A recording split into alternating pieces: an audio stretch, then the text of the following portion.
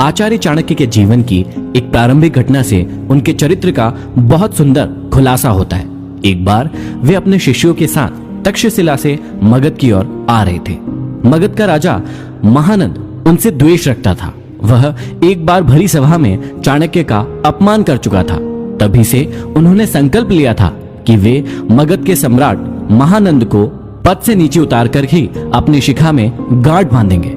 इसके लिए वे अपने सर्वाधिक प्रिय शिष्य चंद्रगुप्त को तैयार कर रहे थे। मगध पहुंचने के लिए वे सीधे मार्ग से ना जाकर एक अन्य उबड़ खाबड़ मार्ग से अपना सफर तय कर रहे थे। उस मार्ग में कांटे बहुत थे। तभी उनके पैरों में एक कांटा चुभ गया। वे क्रोध से भर उठे।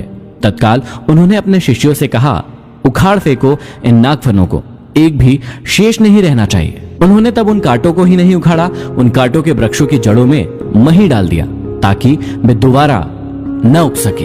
इस प्रकार वे अपने शत्रु का समूल नाश करने पर ही विश्वास करते थे।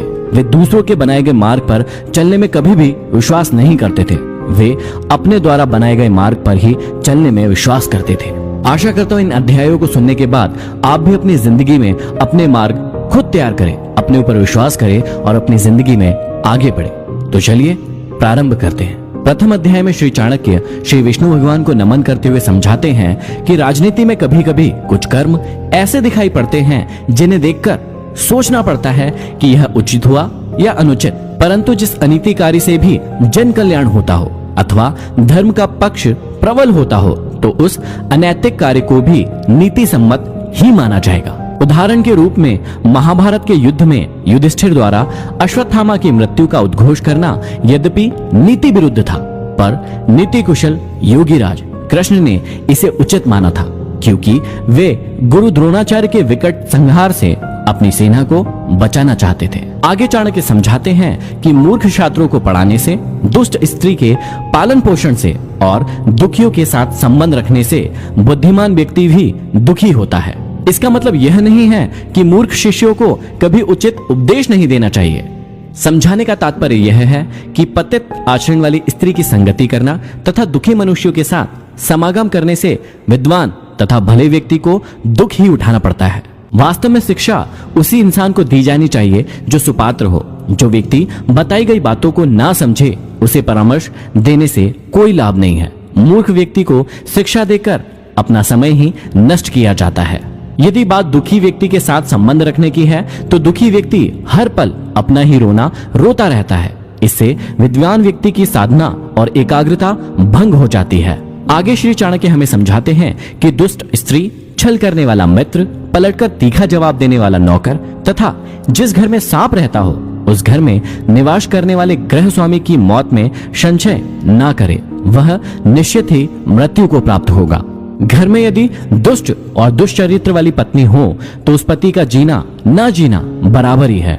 वह अपमान और लज्जा के बोझ से एक तो वैसे ही मृतक के समान है, ऊपर से उसे सदैव यह भय भी बना रहेगा कि यह स्त्री अपने स्वार्थ के लिए कहीं उसे विष न दे दे।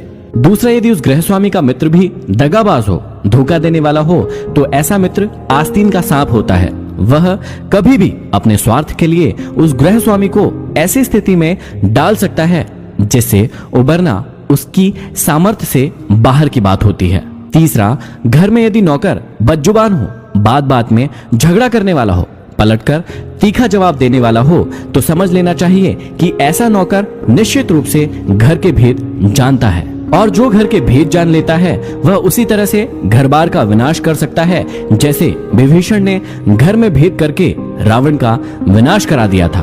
तभी मुहावरा भी बना, घर का भेदी लंका ढाए। विपत्ति के समय काम आने वाले धन की रक्षा करें, धन से स्त्री की रक्षा करें और अपनी रक्षा धन और स्त्री से सदा करें।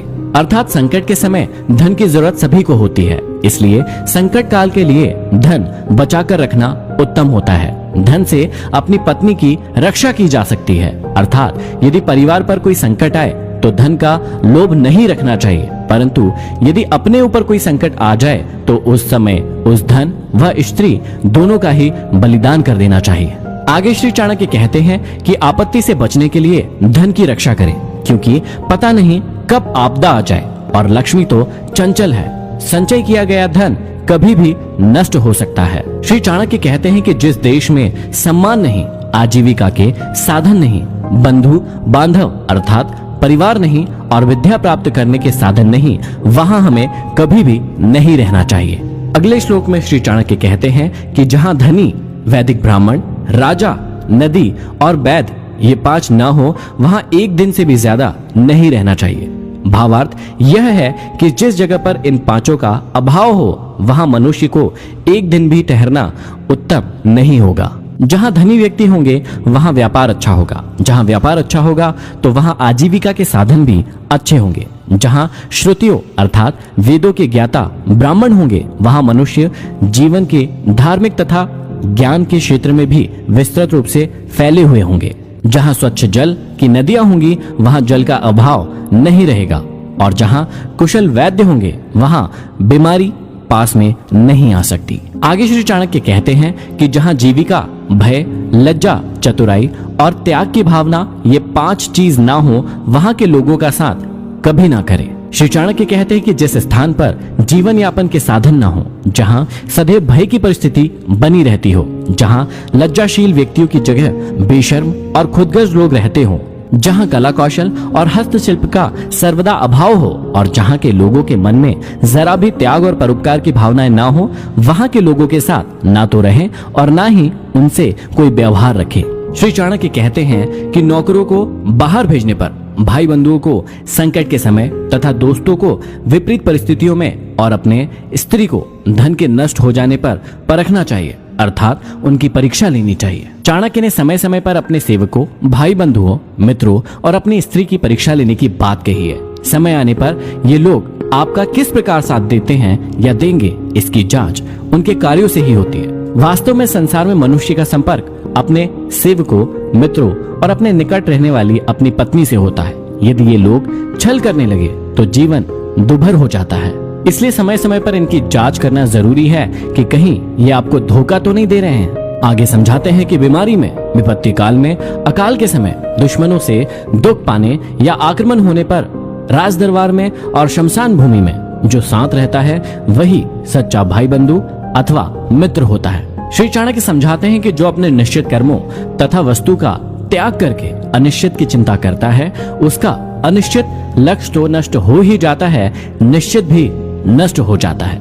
किसी ने सही कहा है, आधी को छोड़ सारी को धावे, आधी मिले न पूरी पावे। जो व्यक्ति अपने निश्चित लक्ष्य से भटक जाता है, उसका कोई भी लक्ष्य पूरा नहीं हो पाता है। अर्थात भाव यही है कि आदमी को उन्हीं कार्यों में अपने हाथ डालना चाहिए जिन्हें वह पूरा करने की सामर्थ्य रखता हो। आगे श्री चाणक्य कहते हैं कि बुद्धिमान इंसान को अच्छे कुल में जन्म लेने वाली कुरूप कन्या से भी विवाह कर लेना चाहिए, परंतु अच्छे रूप वाली नीच कुल की कन्या से विवाह नहीं करना चाहिए, क्योंकि विवाह संबंध समान कुल में ही श्रेष्ठ होता है।